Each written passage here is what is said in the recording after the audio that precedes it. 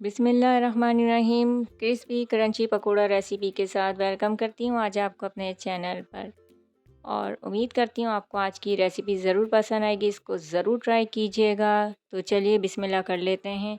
एक बाउल में मैंने यहाँ लिए है लच्छे की सूरत में मैंने प्याज काट ली थी मीडियम साइज़ की 1 अदद, और उसको हम खोल लेंगे इस तरीके से करेंगे तो आप सारे आराम से ये लच्छे खोल जाएंगे।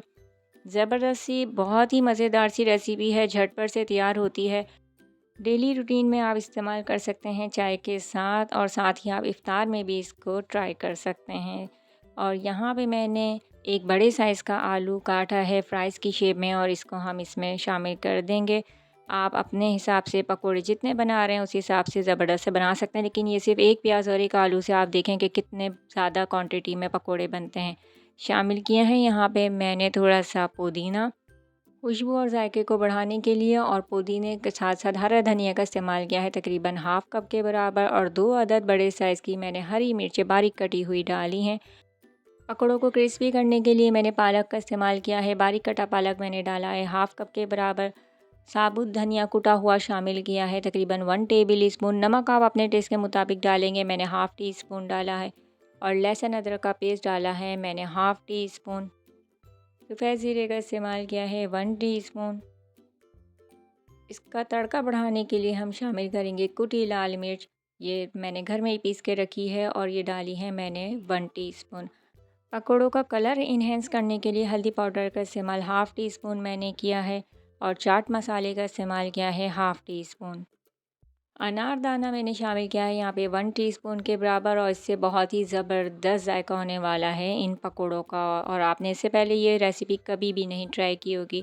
यहाँ अब हम इसको बाइंडिंग के लिए इस्तेमाल करेंगे तकरीबन 3 टेबल स्पून मैदा, और अब हमने इस्तेमाल करना है यहाँ पे बेसन का।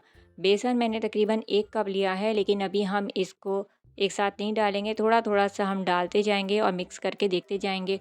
बेसन आप अपने हिसाब से लीजिएगा, जितनी भी आपको ज़रूरत महसूस होती है। तो मैंने बाकी का बेसन भी इसमें शामिल किया है। अभी तक पानी का इस्तेमाल नहीं किया, क्योंकि जब हमने आलू और प्याज को अच्छे से मिक्स करना शुरू करना है तो ये पानी को थोड़ा सा रिलीज़ करेंगे, इसमें नमी होती है। तो अब यहाँ पे हम थोड़ा सा पानी डालेंगे तकरीबन 2 टेबल स्पून। आप अपने हिसाब से देख लीजिएगा। ये बैटर बहुत ज़्यादा गाढ़ा या बहुत ज़्यादा पतला नहीं होना चाहिए। तो अच्छे तरीके से हम मिक्स कर लेंगे। मिक्स करने के बाद ये कुछ इस शेप में आ जाएगा। तकरीबन 5 मिनट इसको हम रेस्ट देंगे, और उसके बाद हमने कढ़ाई में हस्बे ज़रूरत तेल को बहुत अच्छे तरीके से गर्म किया है। मैंने सरसों का तेल लिया है, आप कुकिंग ऑयल का इस्तेमाल भी कर सकते हैं।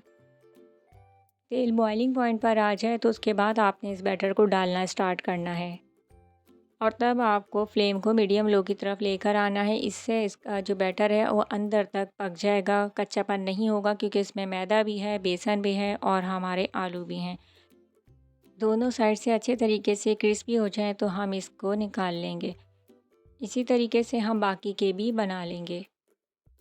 ये जो ट्रिक मैंने आपको बताई है कि तेल को पहले आप बॉइलिंग पॉइंट पर आएंगे, बहुत अच्छे से गर्म हो जाए तो उसके बाद आप इसको कम कर देंगे फ्लेम को, और उसके बाद बैटर डालेंगे। इससे ये होगा कि तेल जो है वो कम जज़्ब करेंगे, और आपके पकोड़े बहुत ज़्यादा ऑयली नहीं होंगे, ना ऑयली होंगे, बल्कि बहुत ही क्रिस्पी और क्रंची बनेंगे। तो ये आपकी हेल्थ के लिए भी अच्छा है। बहुत ज़्यादा ऑयली पकोड़े खाने भी नहीं चाहिए, और खाए भी नहीं जाते हैं, और ख़ास तौर पे जब पूरे दिन का रोज़ा होता है तो बिल्कुल ऑयली चीज़ें नहीं खाई जाती हैं। तो ये आप आम दिनों में भी इसको बना के ट्राई कर सकते हैं, और आप इसी तरीके से बनाएं ताकि ये अंदर से बहुत ही ज़बरदस्त क्रिस्पी हों। तो झटपट से देखें कि पकोड़े बन चुके हैं और बहुत ज़्यादा क्वांटिटी में तैयार हो चुके हैं। तो चलिए इसका फ़ाइनल लुक मैं आपको दिखाती हूँ। तो ये थी मेरी आज की क्रिस्पी क्रंची पकोड़ा रेसिपी। इसको चटनी, रायते या केचप के साथ आप सर्व कर सकते हैं, या आप इसको वैसे भी खा सकते हैं। बहुत ही मज़ेदार बनते हैं ये कम वक्त में। तो ये देखिए, मैं आपको तोड़ के भी दिखाती हूँ कि कितने क्रिस्पी बने हैं अंदर तक। तो मुंह में पानी आ जाएगा आपके ये ज़बरदस्त सी रेसिपी देख के। तो ये थी मेरी आज की वीडियो। उम्मीद करती हूँ कि पसंद आएगी। प्यारा सा फीडबैक ज़रूर दीजिए। दुआओं में याद रखें। अल्लाह हाफिज़।